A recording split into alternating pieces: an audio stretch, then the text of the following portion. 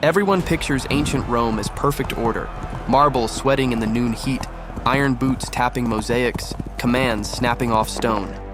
Rome believed it too, but under the polish something was rotting, and I'm going to show you what life really looked like. By the end, try to find even one way you'd survive it. Power in Rome stopped meaning stability. In a single lifetime, over 20 emperors rose and fell, most by knives, not mercy. A general could wake up loyal, win a battle, and by sunset wear a crown cut from fear.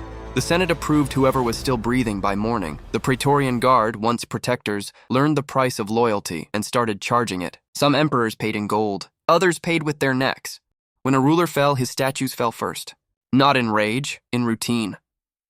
The empire turned into a circle of suspicion. Frontier commanders believed they could rule better. Cities feared the soldiers meant to guard them. Every victory at the edge lit a new war at home. For ordinary people, it meant taxes without defense, laws that changed with every assassination, and a future that lasted one name at a time. One emperor promised bread. The next melted the silver that paid for it. Soon the coin held more copper than trust. No one noticed a collapse. They noticed noise, cheers, oaths, executions. From a distance, Rome still looked powerful. Up close, it was a torch burning at both ends. It began without speeches, a cough, a fever that wouldn't break. Stomachs emptied and wouldn't stop. Eyes burned, throats split with ulcers, skin cooled while bodies shook. House to house, city to city. For years and in waves, people called it the plague. Later, they called it the plague of Cyprian. The name didn't help. Food lines thinned because sellers were sick. Workshops closed because hands were gone. Baths went quiet. Theaters shut. Streets reduced to carts, ropes, and quick prayers. Doctors had little beyond water and rest. Priests kept the rites, but altars did not answer. Some families carried their own dead.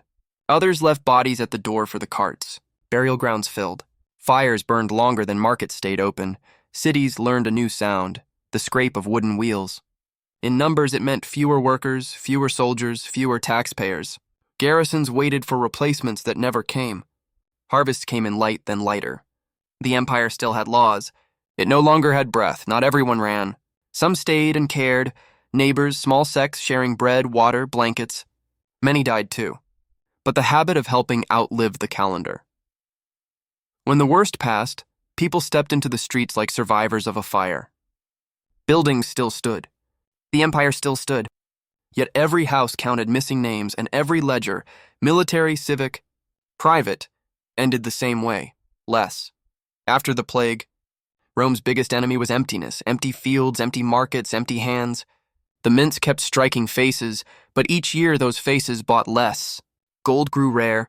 Silver was cut with cheaper metal prices rose. Bread cost more. Oil cost more. Even city water had a price. Farmers hid grain rather than trade it for hollow coins. Soldiers wanted pay in food, not metal. Merchants weighed goods and ignored currency. Inflation turned daily life into a gamble. Would there be work next week? Would the baker open? Would the tax collector arrive with guards or with an empty purse?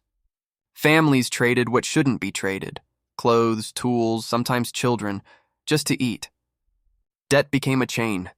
The rich built walls. The poor learned how to disappear. The empire tried to fix it.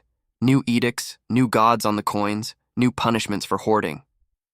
None worked. The problem wasn't metal. It was trust, and trust once gone could not be minted again.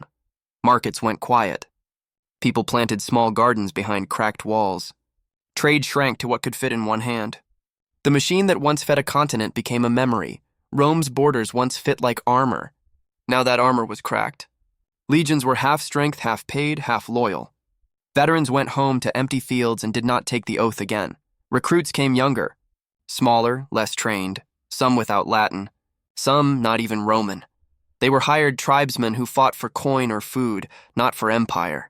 Discipline faded. So did pride. On the frontiers, orders arrived late or wrong. Messages took months. One emperor today, another tomorrow, so commanders acted alone. Some made deals with enemies. Some raided their own. The border stopped being a line. It became smoke and broken milestones. In the camps, weapons rusted. Horses went unfed. Soldiers sold armor to buy bread. Deserters became bandits. Those who stayed guarded ruins instead of towns. For people nearby, the difference between soldier and raider vanished. When armed men came down the road, no one asked who they served, only whether they would take or leave. And in Rome, the Senate still spoke of victory.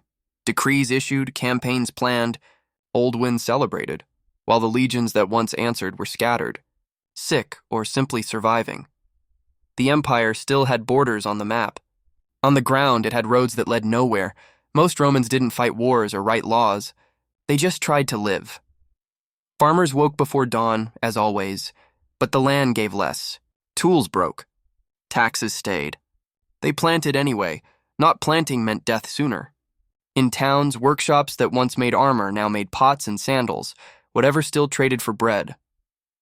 Water wasn't clean. Wells smelled of iron and rot. Oil went rancid in the heat. Rats tested the same clay jars people used. Children played where markets once shouted. Maybe the best way to see it is a single room, a courtyard flat with a cracked basin, a clay lamp, a loaf gone hard overnight. A mother wets stale bread, presses it into a child's palm, saves the soft center for an old father whose teeth are gone. Outside, wheels scrape, voices bargain, a priest passes with smoke and silence. News travels like dust, a tax, a skirmish, a decree no one will read. By dusk, the lamp burns low. The door bar drops. Somewhere a dog howls. Tomorrow will be the same shape, a little thinner at the edges. For the poor, life turned into a list of trades, a cloak for a loaf, a tool for a jug, sometimes a body for safety. For the rich, life shrank behind walls, gates with guards, rooms gone quiet. No one talked about glory. People talked about the next meal, about winter, about sickness. Old men told of clear aqueducts and crowded baths. The young listened and doubted it had ever been real. Still, people went on. They patched roofs with broken tiles, shared food with neighbors, prayed to gods who no longer answered.